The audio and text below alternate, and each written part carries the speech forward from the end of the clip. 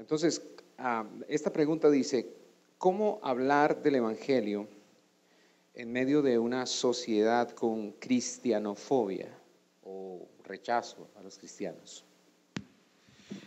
Bien, buenas noches de nuevo esta vez. Solo quiero decir algo, y es que tenemos que reflexionar que ese término cristianofobia, que suena muy posmoderno, si nos remitimos a la iglesia primitiva, nos daremos cuenta que eso no es algo nuevo, que nos están vendiendo la idea que hoy hay cristianofobia, pero si se aplicara el término, desde que vino Jesucristo ha habido rechazo al Evangelio. Las condiciones no han cambiado. Yo estuve en una conferencia en República Dominicana por su causa en la iglesia del pastor Enrique, ¿sí? Y se titulaba La iglesia prevalecerá. La adversidad no desanima a la iglesia. No entiendo por qué, a veces le pregunto al Señor por qué, pero los mejores momentos de la iglesia, el mejor testimonio ha sido siempre en ambientes adversos. No tenemos por qué temer, mayormente cuando escuchamos hoy a través del hermano Enrique, que nos ha dotado de poder y nos garantizó que estará con nosotros hasta el fin. Él sigue edificando su iglesia en medio de la adversidad. Nos llamó a vivir, a testificar en un mundo de adversidad. No tenemos que temerle a eso. Muchas gracias, Manuel. La siguiente pregunta para mi hermano James. ¿Qué debo hacer si estoy en una congregación en la cual el pastor insiste en predicar doctrinas que no se ajustan al evangelio bíblico? Como siempre, pues tenemos el asunto de que el amor debe ser lo que es algo con la verdad. Yo creo que es importante sentarnos con el pastor y con los ancianos de la iglesia, con los líderes, y explicarles dónde pues encontramos el evangelio y los problemas, pues no atacarlos, pero sentarnos con ellos y mostrarles nuestro amor y aprecio para ellos. A la vez, la verdad es la verdad.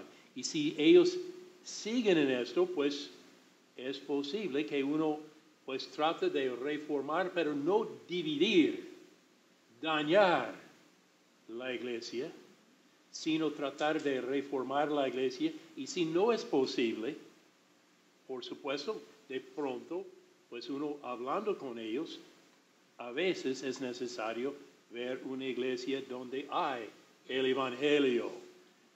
No creo que estamos hablando de cosas que no son cosas del evangelio. A veces hay cosas importantes y hay diferencias entre nosotros. Seguramente, aunque estoy seguro, en la misma página, en tantas cosas, lo poco que hemos hablado, esto sí, él me habla de Abraham Kuyper y estoy muy de acuerdo con todo esto. Pero de pronto, en media hora, 2 horas, ya podemos encontrar algo que él tiene razón y yo también. Pero eso no es algo para dividirnos. De pronto él va a enseñarme. Entonces es algo que debemos andar con cuidado con esto. No Muchas sé si gracias. hermano quiere añadir algo. Realmente ese balance que usted plantea, hermano, de amor y verdad, yo creo que es clave. Nosotros hemos vivido mucho de eso en nuestro país y lamentablemente pues uno lo vivió también en carne propia cuando fue creciendo en la fe. Uno entendía que lo primero que uno entendió, que uno leyó, que la forma en que le enseñaron a uno una verdad, ya esa era la única forma de ver todo. Y después fuimos conociendo otras verdades y las fuimos asumiendo sin análisis también, sino que esta es mejor que la otra.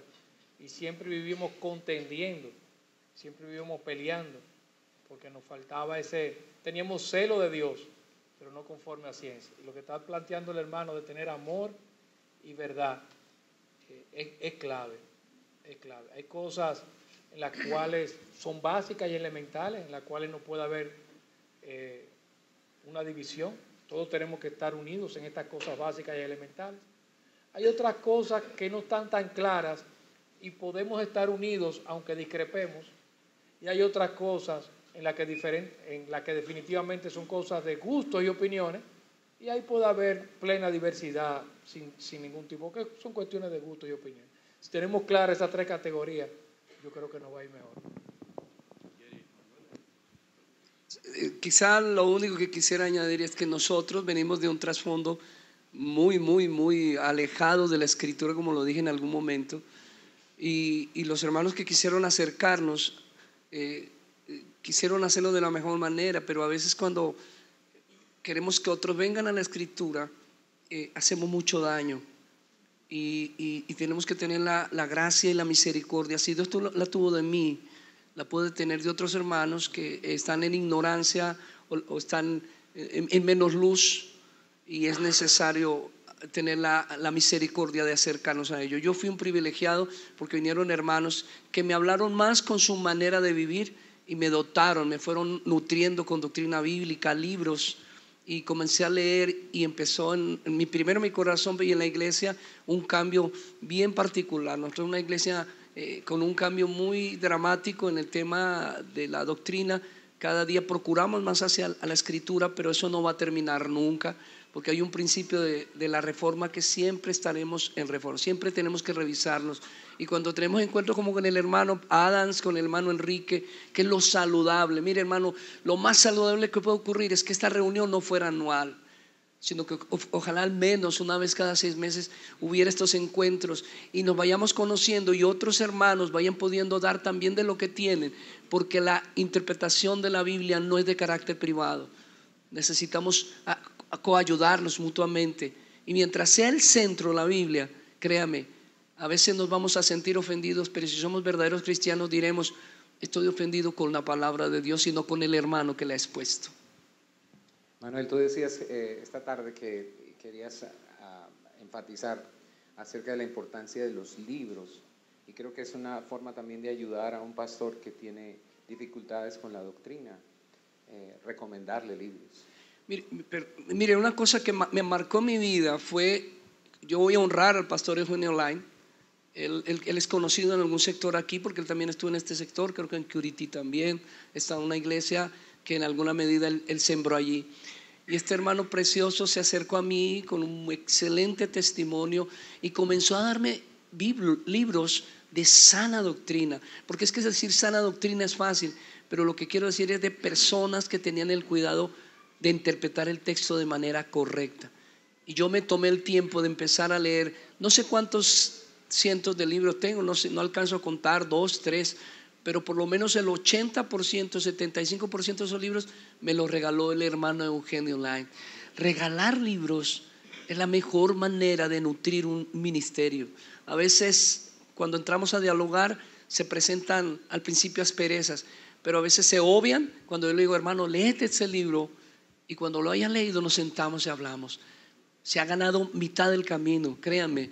La lectura es esencial, y lo mejor que está pasando en Latinoamérica es que están traduciendo excelentes expositores de la Biblia que antiguamente no podíamos leer porque estaban solo en inglés. Y recuerden que nosotros, nuestro idioma, el inglés, no está proliferado todavía. Así que hay mucho libro y poema, entre otros, estandarte de la verdad. Podría mencionar muchos que están trayendo al español. Hay autores que deberíamos necesariamente, urgentemente leer: Calvino, Lutero, Martin Lloyd-Jones, hablo del pasado, ¿sí? Los puritanos. Hay tanto por leer, y créanme, cultivar. Yo cuando empecé esto, hay un libro que se llama ¿Cómo leer un libro? Ahora se me escapa el nombre. Lo recomendó un pastor conocido, John Piper, porque el peor enemigo que tiene la iglesia, y no la iglesia, el mundo entero, Latinoamérica, pero especialmente la iglesia, es que no queremos leer. No queremos leer. La diferencia entre esos grandes expositores que honramos y admiramos, más allá de su piedad, es que ellos, mientras nosotros vemos programas de televisión, mientras nosotros nos divertimos, mientras jugamos, mientras hacemos reuniones sociales entre pastores, ellos leen la Biblia, estudian la doctrina y se apersonan, y eso transforma sus vidas y transforma sus iglesias. Una siguiente pregunta que es muy recurrente en el corazón de muchas personas en la iglesia, y es esta para Enrique. ¿El don de lenguas aplica para el día de hoy? ¿Está activo ese don? Yo debo de confesar algo, abusadores. No, pero miren lo que hay, no, yo la puedo contestar con limpia conciencia, hasta donde yo sepa, ¿verdad? Porque yo no soy él. Pero yo vengo de una posición cesacionista radical, si se quiere. Yo no daba mucha oportunidad a las manifestaciones del Espíritu. ¿Por qué? Donde yo me basaba principalmente era en este texto que decía que cuando venga lo perfecto, entonces cesarán las lenguas. Para mí como que esa era la parte clave. Entonces me enseñó que era el canon de la Biblia. Porque decía lo, artículo neutro. Y es verdad que en el original es un artículo neutro también. Entonces, como era un artículo neutro, no podía ser la segunda venida del Señor, sino el canon de la Biblia. Cuando se cerrara, ya está. Eso fue lo que yo entendí. Sin embargo, después con el tiempo, revisando el texto y oyendo a otros hermanos, encontré, y es la verdad, que cuando usted ve ese artículo neutro, puede ser la segunda venida. La segunda venida no es la persona de Cristo, sino es la segunda venida. Entonces, si eso lo unimos con otros textos de la palabra, pues puede que haya un espacio para los dones espirituales. Ahora bien, eso es lo que estoy diciendo, ha cambiado mi posición al día de hoy. Sin embargo, hay que ser sinceros en cómo uno ve que se manifiestan los dones del Espíritu, en la palabra también. Porque cuando uno toma desde Primera de Corintios 14, uno comienza desde el 12 y dice, miren, no se dejen confundir cuando ustedes eran arrastrados a los ídolos como cuando ustedes eran paganos. Más o menos esa es la idea en el texto original. En aquella época, bueno, Platón describe 300 años antes de Cristo, movimientos, o sea, experiencias estáticas de lenguas y todo ese tipo de cosas. Entonces, lo que Pablo les está diciendo, mire, ustedes estaban acostumbrados cuando eran paganos a adorar de esta forma a los ídolos paganos, en lenguas estáticas. O sea, lenguas estáticas no son idiomas conocidos, no son glosas. El término glosa es un idioma conocido. Entonces, porque no todo tiene que ser lengua angélica, todo el mundo habla de lenguas angélicas, pero aquí dice que habían partos, medos, elamitas. La única experiencia descrita de cuando se manifestaron esas lenguas que estén hechos, habla de idiomas específicos.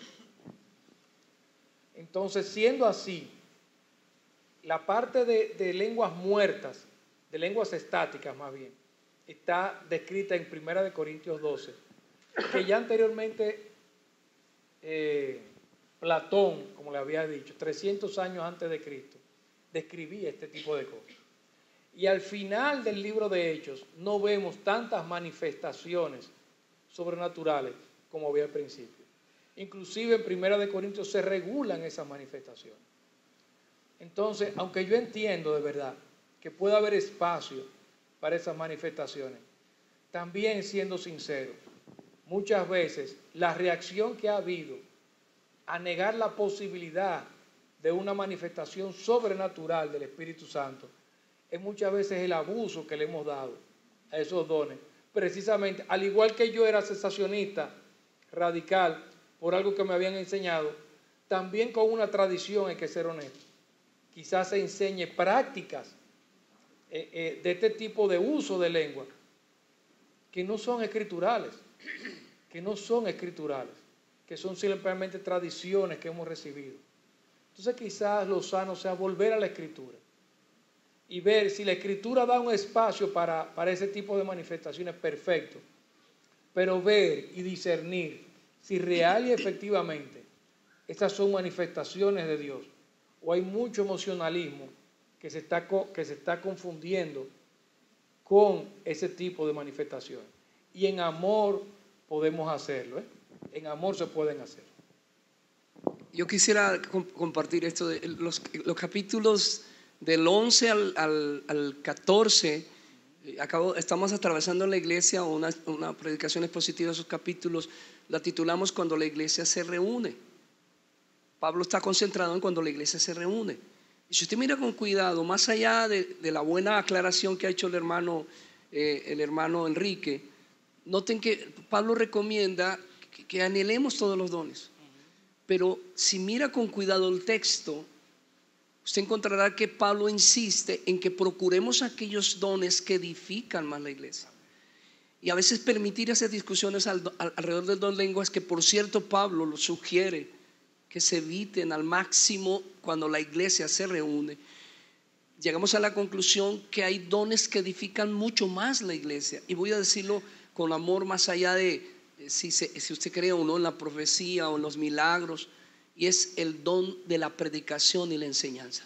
Para mí ese es el mayor don que deberíamos anhelar. De hecho, es el que ha permanecido a lo largo de toda la historia, porque ese también es un don.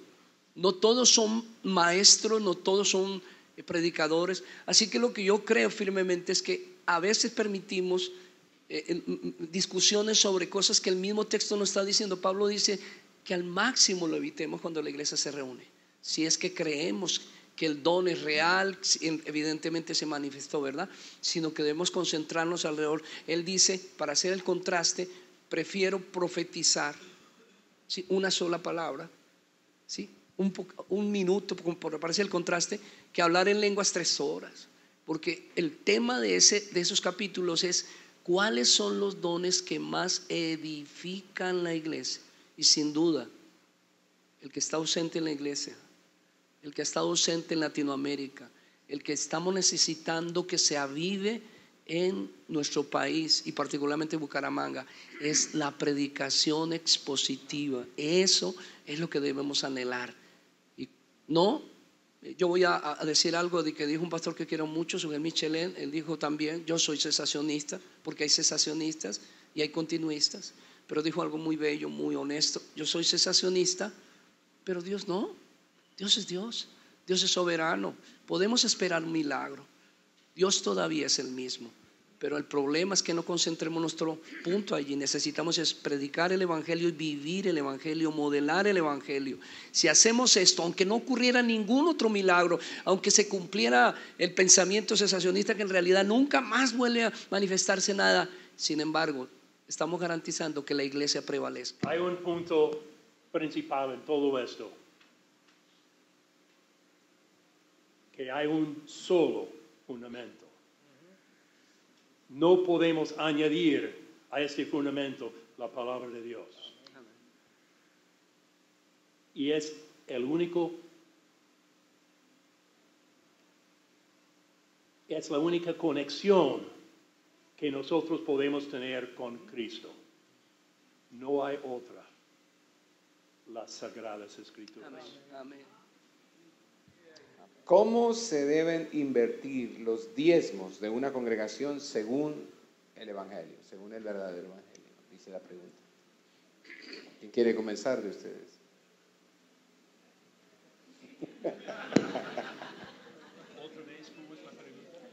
¿Cómo se deben invertir los diezmos de una congregación según el verdadero Evangelio? Dice la pregunta.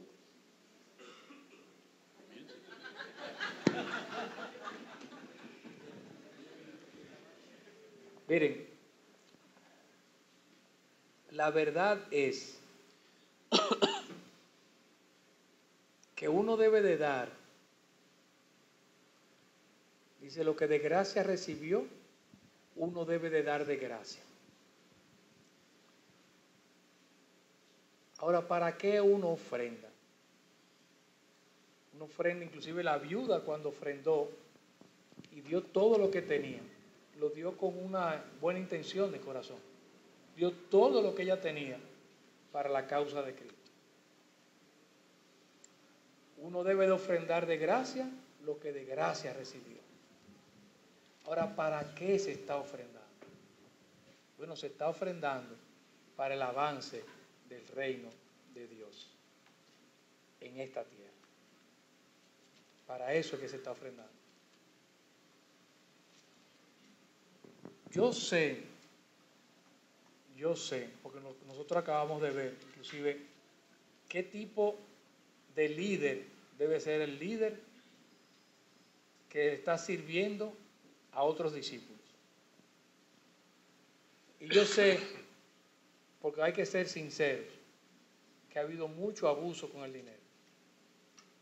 Es cierto que ha habido abuso con el dinero. Se ha usado para cosas. Ha habido personas que han ofrendado para el reino de los cielos de manera sacrificial, con sinceridad, y ha habido líderes que no lo han usado para el reino de Dios, sino para beneficio propio. Y eso ha traído deshonra al nombre de Cristo. Eso es real. También es real que muchas personas también han sido mal enseñadas con amor. Con amor decimos esto, porque a lo mejor lo están haciendo con ignorancia, con buen corazón, pero con ignorancia. Y están ofrendando para recibir beneficios. Si yo ofrendo $1, recibo 10 pesos a cambio que Dios me va a bendecir. Ya. Si somos sinceros, lo que estamos buscando es la mano de Dios, no su rostro.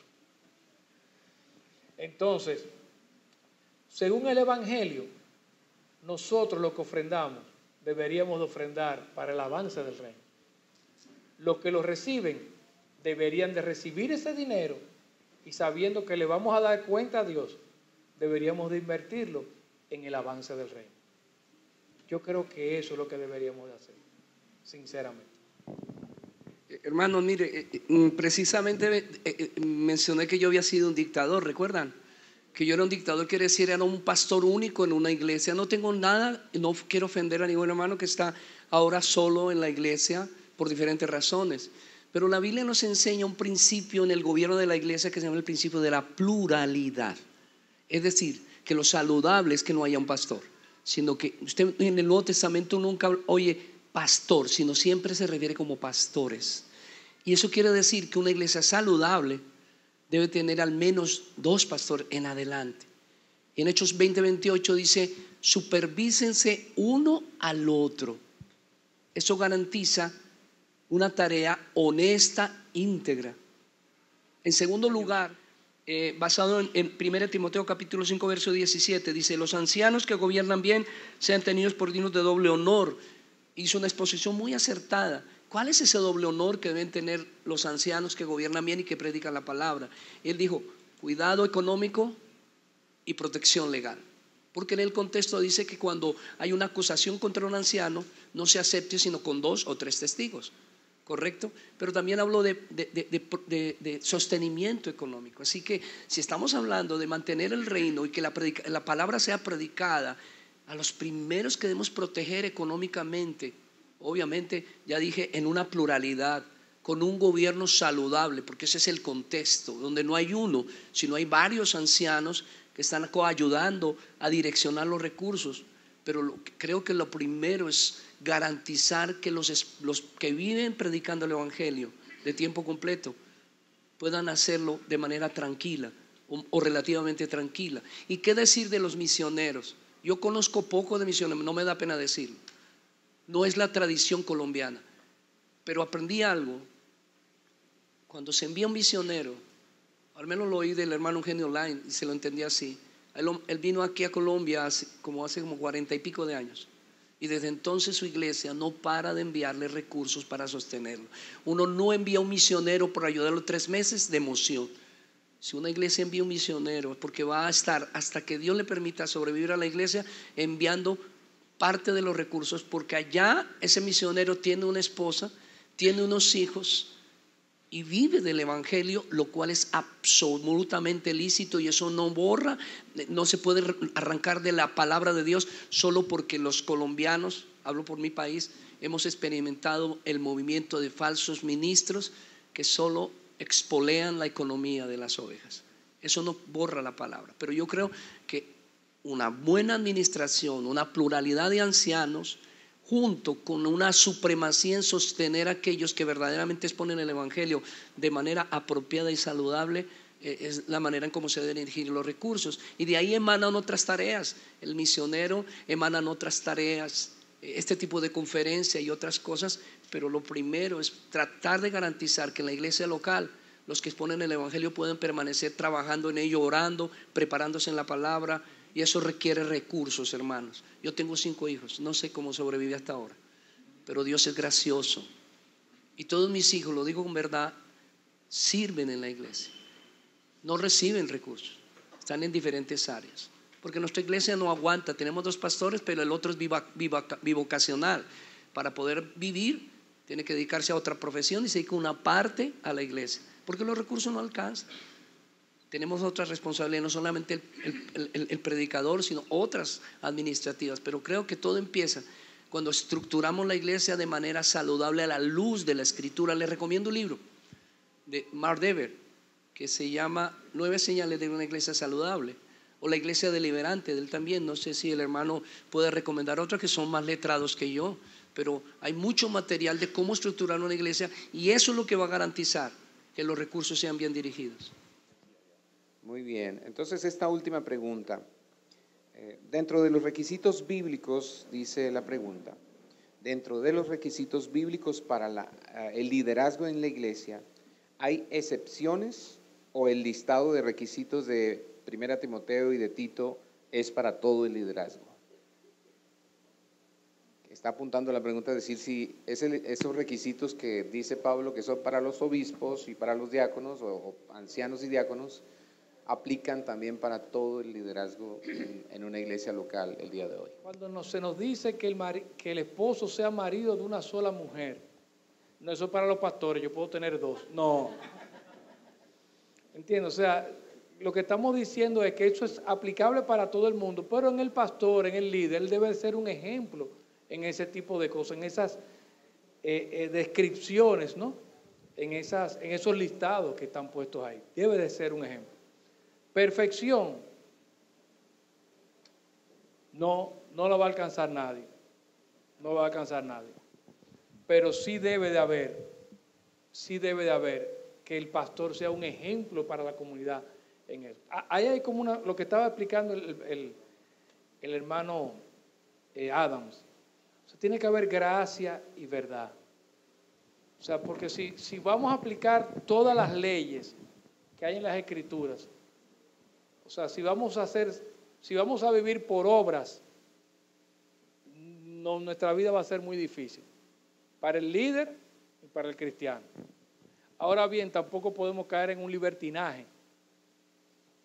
Entonces tenemos que ser sinceros y ver que esas cosas estén en nuestro carácter, si queremos de real y efectivamente ser ejemplos en la comunidad donde vamos a servir. Excepciones en el listado, no la hay. Ese es el ideal, eso es lo que tenemos que perseguir. ¿Es para todos los cristianos? Yo entiendo que sí, porque yo no puedo decir ahora, o sea, yo no llego a Cartagena si yo le digo a mi esposa hoy, no, mira que dice que el marido debe ser marido de una sola mujer, pero solamente para los líderes, yo voy a buscar 2 ahora. Mi mujer me mata esta misma noche. O sea, yo no llego. Eso es en sentido figurado. Pero real y efectivamente, yo creo que todos los creyentes tenemos que vernos en esos espejos y aspirar a eso también. Por supuesto, todo esto es algo que uno tiene que ver, estos requisitos. Por ejemplo, Pablo no tenía señora. Entonces, ¿es una prescripción o una descripción? Es decir que, pues, el gran profesor John Murray, que era así pastor, profesor, predicador, hombre de Dios, no se casó hasta que tenía, creo que 69 años, 68, algo así. David, hay esperanza todavía.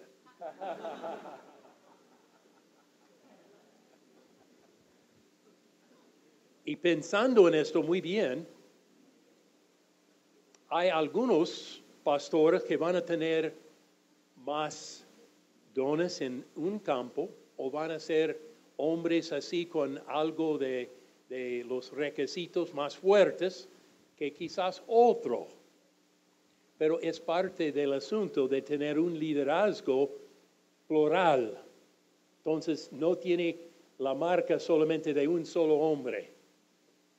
Los requisitos principalmente son requisitos de ¿qué? Del hogar. Interesante esto. La relación con la señora y con los hijos. Todo este campo es realmente el meollo de los requisitos. Por supuesto, hay que tener este don de enseñar a la vez las relaciones exteriores y todo esto importante, pero el corazón tiene que ver con el hogar. Y que Dios nos den líderes, hombres dignos de confianza.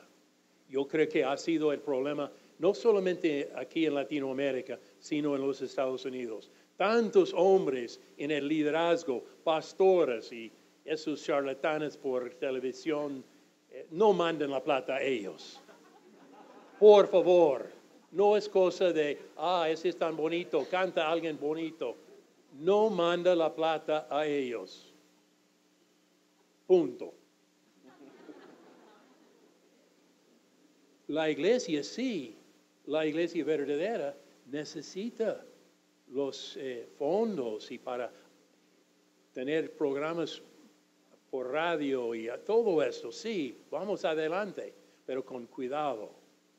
Hombres dignos de confianza. Gracias. Amén.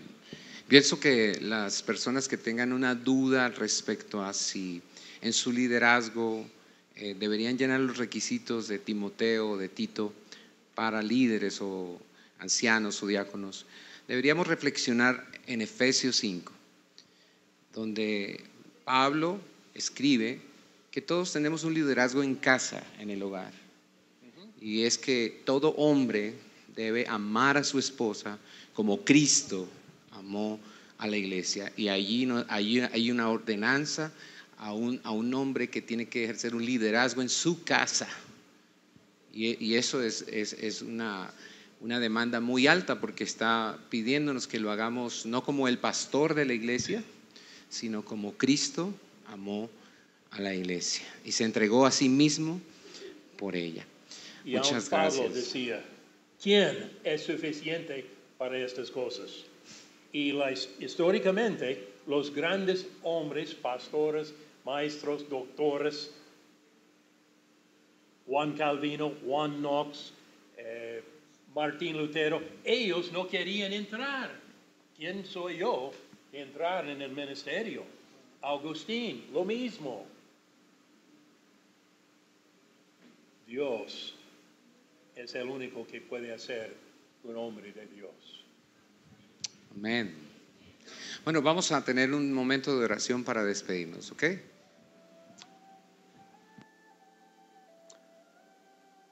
Oh Señor, tú sabes que no soy capaz de guiarnos en una oración. Tú eres nuestro Dios y nuestra doctrina es Cristo Jesús. Gracias una vez más por una salvación tan grande, de la gracia soberana. Todavía nosotros no podemos entender la grandeza de tu amor hacia nosotros, pecadores que somos. Todavía, oh Señor, necesitamos el Evangelio cada día. Hay el orgullo, pecados de los cuales que, vergüenza aún de mencionarlos, que pasan en nuestras mentes. Oh Señor, perdónanos de ser pecadores, pero tu gracia es grande. Ayúdanos a oír estas palabras que hemos oído en estos momentos de esta tarde, de que es un discípulo, obedecer tu palabra, obedecer con amor tu palabra. Una vez más, gracias por todos que han organizado, que han trabajado, y por supuesto damos gracias por tu palabra predicada. Gracias sobre todo por la presencia de Cristo Jesús y el Espíritu Santo entre nosotros. Creemos todavía en el poder del Evangelio para ver una reforma en toda Latinoamérica. Y no solamente en un lugar o una iglesia, pero algo que aún los gobiernos tienen que reconocer que tú estás haciendo algo grande, cambiando corazones y gente. Las cosas que paredes y murallas y tantas leyes y cosas no pueden hacer. El Evangelio de Cristo Jesús es poderoso para hacer. Gracias por las iglesias representadas aquí. Aún, pues, son tus iglesias. Gracias, oh Señor, por la presencia de cada uno.